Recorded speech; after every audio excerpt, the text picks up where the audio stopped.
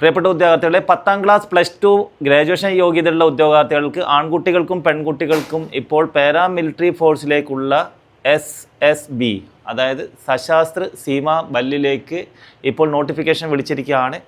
ഇതിനെക്കുറിച്ചിട്ടുള്ള കാരണം പല ഉദ്യോഗാർത്ഥികൾക്കും SSBയെ കുറിച്ചിട്ട് വ്യക്തമായിട്ടുള്ള അറിവില്ല എന്നുള്ളതാണ് പലരും ഞങ്ങളെ കോൾ ചെയ്യുന്നതിലൂടെയും അതുപോലെ തന്നെ മെസ്സേജ് അയക്കുന്നതിലൂടെയും മനസ്സിലാക്കിയിട്ടുള്ളത്. അതുകൊണ്ടാണ് ഇന്ന് ഈ ഒരു SSBയെ കുറിച്ചിട്ടുള്ള വ്യക്തമായിട്ടുള്ള ഒരു വീഡിയോ ഞങ്ങൾ അപ്ലോഡ് ചെയ്യാൻ തന്നെ കാരണം. അതുകൊണ്ട് SSBയെ കുറിച്ചിട്ട് അപ്ലിക്കേഷൻ അതായത് SSBയിലേക്ക് ഇപ്പോൾ നോട്ടിഫിക്കേഷൻ വിളിച്ചതിൽ അപ്ലിക്കേഷൻ കൊടുക്കാൻ പോകുന്ന ഓരോ ഉദ്യോഗാർത്ഥിയും ഈ ഒരു വീഡിയോ അവസാനം വരെ കാണുക. എങ്കിൽ മാത്രമേ നിങ്ങൾക്ക് ഇതിനെക്കുറിച്ചുള്ള വ്യക്തമായിട്ടുള്ള അറിവ് ലഭിക്കുകയുള്ളൂ. ആദ്യം തന്നെ SSBയിലേക്ക് ഇപ്പോൾ അപ്ലിക്കേഷൻ ക്ഷണിച്ചിരിക്കുകയാണ്. അത് എങ്ങനെയാണ് അപ്ലിക്കേഷൻ കൊടുക്കേണ്ടത്, എപ്പോഴാണ് അപ്ലിക്കേഷൻ വിൻഡോ അവസാനിക്കാൻ പോകുന്നത്, ഇതിൻ്റെ സാലറി പാക്കേജ്, അതുപോലെ തന്നെ ഇതിൻ്റെ നേച്ചർ ഓഫ് ഡ്യൂട്ടീസ് എന്തൊക്കെയാണ് എന്നുള്ളത് നമുക്ക് ഈ ഒരു വീഡിയോയിലൂടെ നോക്കാം. 2026 സ്റ്റാർട്ട് ചെയ്യുമ്പോഴേ ഇന്ത്യൻ ഡിഫൻസിലേക്ക് നിരവധി അവസരങ്ങളാണ് വന്നുകൊണ്ടിരിക്കുന്നത്. ഓൾറെഡി ആർമി, എയർഫോഴ്സ്, നേവി വന്നിരിക്കുകയാണ്. അതിൻ്റെ കൂടെയാണ് ഇപ്പോൾ SSBയുടേതും വന്നിട്ടുള്ളത്. 1000-ൽ പരം വേക്കൻസിയാണ് ഇപ്പോൾ കൊടുത്തിരിക്കുന്നത്. ട്രേഡ്സ്മാൻ, കോൺസ്റ്റബിൾ, ഹെഡ് കോൺസ്റ്റബിൾ, അതുപോലെ തന്നെ സബ് ഇൻസ്പെക്ടർ, ഇത്രയും തസ്തികയിലേക്കാണ് ഇപ്പോൾ അവസരങ്ങൾ വന്നിട്ടുള്ളത്. അത് ഒരുപാട് പോസ്റ്റാണ് കൊടുത്തിട്ട് constable, head constable, SI, sub inspector. അതിൻ്റെ കൂടാതെ ട്രേഡ്സ്മാൻ, ഡ്രൈവർ കാറ്റഗറിയിലേക്കും കൂടെ അപ്ലിക്കേഷൻ ക്ഷണിച്ചിരിക്കുകയാണ്. ട്രേഡ്സ്മാൻ അതുപോലെ തന്നെ ഡ്രൈവർ തസ്തികയിലേക്കുള്ള ഒഴിവുകളെ കുറിച്ചിട്ട് അടുത്തൊരു ഡീറ്റെയിൽ ആയിട്ടുള്ള വീഡിയോ അപ്ലോഡ് ചെയ്യുന്നതായിരിക്കും. SSB മീനിങ് സശാസ്ത്ര സീമാ ബൽ, പാരാമിലിറ്ററി ഫോഴ്സസ്, ഹോം മിനിസ്ട്രിയുടെ അണ്ടറിലാണ് വരുന്നത്.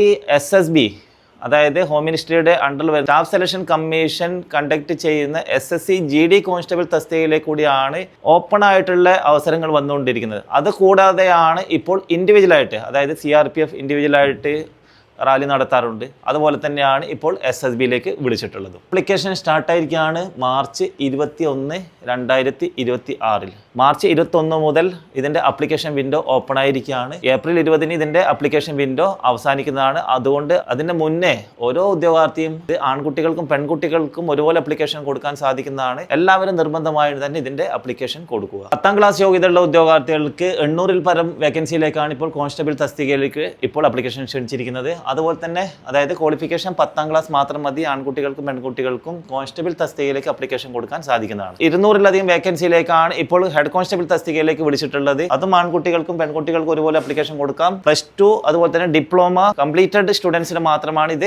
കൊടുക്കാൻ സാധിക്കുന്നത്. +2 അല്ലെങ്കിൽ ഡിപ്ലോമ ഫൈനൽ ഇയർ പഠിച്ചുകൊണ്ടിരിക്കുന്ന ഉദ്യോഗാർത്ഥികൾക്ക് അപ്ലിക്കേഷൻ കൊടുക്കാൻ സാധിക്കുന്നതല്ല. അതുപോലെ SI പോസ്റ്റിലേക്കാണെങ്കിൽ 50-ൽ പരം പോസ്റ്റിലേക്കാണ് ഇപ്പോൾ വിളിച്ചിട്ടുള്ളത്. അത് ഗ്രാജുവേഷൻ സ്റ്റുഡന്റിന്, ഗ്രാജുവേഷൻ കംപ്ലീറ്റഡ് സ്റ്റുഡന്റിന് മാത്രമായിരിക്കും അപ്ലിക്കേഷൻ കൊടുക്കാൻ സാധിക്കുന്നത്. അവരുടെ നേച്ചർ ഓഫ് ഡ്യൂട്ടി എന്നുള്ളത് ടെക്നിക്കൽ, നോൺ ടെക്നിക്കൽ ഗ്രൂപ്പിലേക്കായിരിക്കും ഇവരുടെ പോസ്റ്റിംഗ് ലഭിക്കുന്നത്. അടുത്തായി എഡ്യൂക്കേഷൻ ക്രൈറ്റീരിയ എന്നുള്ളത് 10ാം ക്ലാസ് യോഗ്യതയുള്ള ഉദ്യോഗാർത്ഥികൾക്ക് കോൺസ്റ്റബിൾ തസ്തികയിലേക്കും അതുപോലെ തന്നെ +2 ഡിപ്ലോമ ഉള്ള ഉദ്യോഗാർത്ഥികൾക്ക് ഹെഡ് കോൺസ്റ്റബിൾ തസ്തികയിലേക്കും ഗ്രാജുവേഷൻ ഉള്ള ഉദ്യോഗാർത്ഥികൾക്ക് ഇതിന്റെ SI തസ്തികയിലേക്കും സബ് ഇൻസ്പെക്ടർ തസ്തികയിലേക്കുമാണ് അപ്ലിക്കേഷൻ കൊടുക്കാൻ സാധിക്കുന്നത്. വയസ്സ് നോക്കുകയാണെങ്കിൽ ജനറൽ കാറ്റഗറിയിലുള്ള ഉദ്യോഗാർത്ഥികൾക്ക് 18-നും 27-നും ഇടയിലാണ്. കാരണം നല്ലൊരു അവസരം തന്നെയാണ് ഇത്. 18-നും 27-നും ഇടയിലുള്ള പ്രായപരിധിയിലുള്ള ഉദ്യോഗാർത്ഥികൾക്ക് ജനറൽ കാറ്റഗറിയിലുള്ളവർക്ക് അപ്ലിക്കേഷൻ കൊടുക്കാൻ സാധിക്കുന്നതാണ്. അതുപോലെ തന്നെ OBC കാറ്റഗറിയിലുള്ള ഉദ്യോഗാർത്ഥികളാണെങ്കിൽ 18 മുതൽ 30 വയസ്സ് അതായത് 3 വയസ്സിന്റെ ഇളവാണ് അവർക്ക് ലഭിച്ചിട്ടുള്ളത്. അതുപോലെ തന്നെ 5 വയസ്സിന്റെ ഇളവ് SC ST കാറ്റഗറിയിലുള്ള ഉദ്യോഗാർത്ഥികൾക്ക് ലഭിക്കുന്നതാണ്. നല്ലൊരു അവസരം. കാരണം 32 വയസ്സ് വരെയുള്ള ഉദ്യോഗാർത്ഥികൾക്ക് അപ്ലിക്കേഷൻ കൊടുക്കാൻ സാധിക്കും. ഇതിന്റെ സെലക്ഷൻ പ്രൊസീജിയർ എങ്ങനെയാണെന്ന് നോക്കാം. ആദ്യം തന്നെ ഇതിന്റെ ഫിസിക്കൽ ടെസ്റ്റ് ആയിരിക്കും. ഫിസിക്കൽ എഫിഷ്യൻസി ടെസ്റ്റ് അതുപോലെ തന്നെ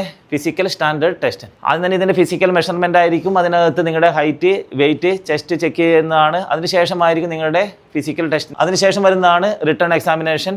അതിനുശേഷം ട്രേഡ് ടെസ്റ്റ് എന്നുള്ളത് നിങ്ങളുടെ ഡിപ്ലോമ കഴിഞ്ഞിട്ടുള്ള ഉദ്യോഗാർത്ഥികളെ അതിൻ്റെ സ്കിൽ ചെക്ക് ചെയ്യുന്നതാണ്. അതുപോലെ തന്നെ ട്രേഡ്സ്മാൻ കാറ്റഗറിയിലേക്കാണ് കൊടുക്കുന്നതെങ്കിൽ ഏതിലാണോ നിങ്ങൾ പർട്ടിക്കുലർ അപ്ലിക്കേഷൻ കൊടുത്തിട്ടുള്ളത് അതിൻ്റെതായിരിക്കും ട്രേഡ് ടെസ്റ്റ് നടത്താൻ പോകുന്നത്. അടുത്തതായിട്ടാണ് ഇത് മെഡിക്കൽ എക്സാമിനേഷൻ. മെഡിക്കൽ എക്സാമിനേഷനകത്ത് പ്രോപ്പറായിട്ട് തന്നെ SSC GD കോൺസ്റ്റബിൾ തസ്തികയിലേക്ക് എങ്ങനെയാണ് മെഡിക്കൽ നടക്കുന്നത് അതുപോലെ തന്നെ അതായത് പാരാമിലിറ്ററി ഫോഴ്സ്, ഓൾ ഡിഫൻസിൻ്റെ റൂൾസിന് അനുസരിച്ചിട്ടായിരിക്കും ഇതിൻ്റെയും മെഡിക്കൽ നടത്താൻ പോകുന്നത്. അടുത്തതായിരിക്കും ഇതിൻ്റെ ഡോക്യുമെൻ്റ് വെരിഫിക്കേഷൻ. ഇത്രയുമാണ് ഇതിൻ്റെ സെലക്ഷൻ പ്രൊസീജിയർ വരുന്നത്. 5 കാറ്റഗറിയിലേക്ക് കൂടെ കടന്നു പോകുന്ന ഉദ്യോഗാർത്ഥികളുടെ ഫൈനൽ ലിസ്റ്റിൽ മെറിറ്റ് ലിസ്റ്റ് ചെയ്യപ്പെടുന്നതാണ്. അടുത്തായിട്ടാണ് ഫിസിക്കൽ റിക്വയർമെന്റ് എന്തൊക്കെയാണെന്നുള്ളത്. ഫിസിക്കൽ ടെസ്റ്റിനകത്ത് വരുന്നതാണ് ആദ്യം തന്നെ മെയിൽ കാൻഡിഡേറ്റ്സിന് 1.6 കിലോമീറ്റർ അതിന് ലഭിക്കുന്ന സമയമാണ് 6.5 മിനിറ്റ്. 6.5 മിനിറ്റിനകത്ത് 1.6 കിലോമീറ്റർ ദൂരമാണ് ഓടിയെത്തേണ്ടത്. ഇതിനകത്ത് എക്സലൻറ്റ്, ഗുഡ്, സാറ്റിസ്ഫാക്ടറി എന്നുള്ള കോളം ലഭിക്കുന്നതല്ല. ജസ്റ്റ് ഒന്ന് പാസ്സാവുക മാത്രമാണ് വേണ്ടത്. അത് ലഭിക്കുന്ന സമയമാണ് 6.5 മിനിറ്റ്. ഇതിന് ശേഷം ഓടിയെത്തുന്ന ഉദ്യോഗാർത്ഥികളെ അതിനകത്ത് എൻട്രൻസ് ചെയ്യപ്പെടുന്നതല്ല. പെൺകുട്ടികൾക്ക് 800 മീറ്ററാണ് ഓടിയെത്തേണ്ടത്. അതിന് ലഭിക്കുന്ന സമയം എന്നുള്ളത് 4 മിനിറ്റാണ്. ഈ 4 മിനിറ്റിനകം അത് 4 മിനിറ്റ് 1 സെക്കൻഡ് പോലും അവർ എൻട്രൻസ് ചെയ്യാൻ സാധിക്കുന്നതല്ല. കാരണം വളരെ പ്രോപ്പറായിട്ട് തന്നെയാണ് ഇതിൻ്റെ ഫിസിക്കൽ ടെസ്റ്റ് അവിടെ നടക്കുന്നത്. പല സ്ഥലങ്ങളിൽ ക്യാമറ ഫിക്സ് ആക്കിയിട്ടുണ്ടാവും.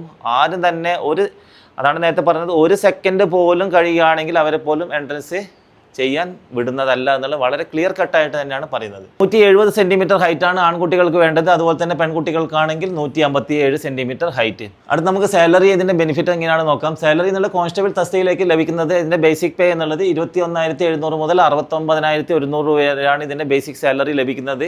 നല്ലൊരു ചാൻസ്, അതായത് 10ാം ക്ലാസ് യോഗ്യതയുള്ള ഉദ്യോഗാർത്ഥികൾക്ക് 69,100 പരം സാലറി ലഭിക്കുന്ന നല്ലൊരു അവസരം തന്നെയാണ് ഇപ്പോൾ SSBയിലേക്ക് ക്ഷണിച്ചിട്ടുള്ളത്. ഹെഡ് കോൺസ്റ്റബിൾ തസ്തികയിലേക്കാണെങ്കിൽ 25,000 മുതൽ 81,000 വരെയാണ് സാലറി ലഭിക്കുന്നത്. ഇതിന് പുറമെയായിട്ട് DA, അതുപോലെ തന്നെ TA, അങ്ങനെ ഒരുപാട് അലവൻസ് നിങ്ങൾക്ക് ലഭിക്കുന്നതാണ്. HRA, അതുപോലെ തന്നെ ഓരോ ഏരിയ ബേസ് ചെയ്തുകൊണ്ടുള്ള അതിൻ്റെ അലവൻസ്, അങ്ങനെ നോക്കുകയാണെങ്കിൽ നല്ലൊരു സാലറി പാക്കേജ് തന്നെയായിരിക്കും ഈ ഒരു SSB കാറ്റഗറിയിലേക്ക് നിങ്ങൾക്ക് ലഭിക്കാൻ പോകുന്നത്. അതിൻ്റെ കൂടെയാണ് നേരത്തെ പറഞ്ഞ പോലെ തന്നെ HRA അഡീഷണൽ അലവൻസുകൾ ഇതിൻ്റെ കൂടെ സാലറിക്ക് കൂടെ, അതായത് സാലറിക്ക് പുറമേ ആയിട്ടാണ് ഇത്തരം അലവൻസുകൾ ലഭിക്കുന്നത്. അടുത്തായിട്ടാണ് പലർക്കും ഉള്ളൊരു ഡൗട്ടാണ് SSB, അതായത് സശാസ്ത്ര സീമാ ബല്ലിനകത്ത് എന്താണ് അവരുടെ ഡ്യൂട്ടി എന്നുള്ളത്. അതായത് നേച്ചർ ഓഫ് ഡ്യൂട്ടി എന്താണെന്നുള്ളത് പല ഉദ്യോഗാർത്ഥികൾക്കും അറിയുന്നതല്ല. അതുകൊണ്ടാണ് SSC GDയുടെ അപ്ലിക്കേഷൻ കൊടുക്കുന്ന സമയത്ത് എല്ലാവരും ഫസ്റ്റ് പ്രിഫറൻസ് കൊടുക്കുന്നത് CISF, രണ്ടാമത് BSF,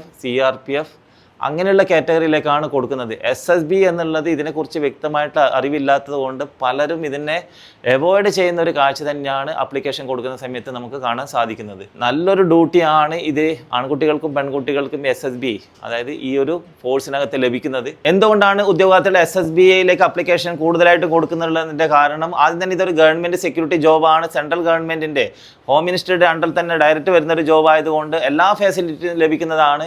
അതുപോലെ തന്നെ ഗുഡ് സാലറി ഓർ ബെനിഫിറ്റ്, നല്ലൊരു സാലറി പാക്കേജോടുകൂടിയുള്ള സർവീസാണ് നമ്മുടെ SSBക്കകത്ത് ലഭിക്കുന്നത്.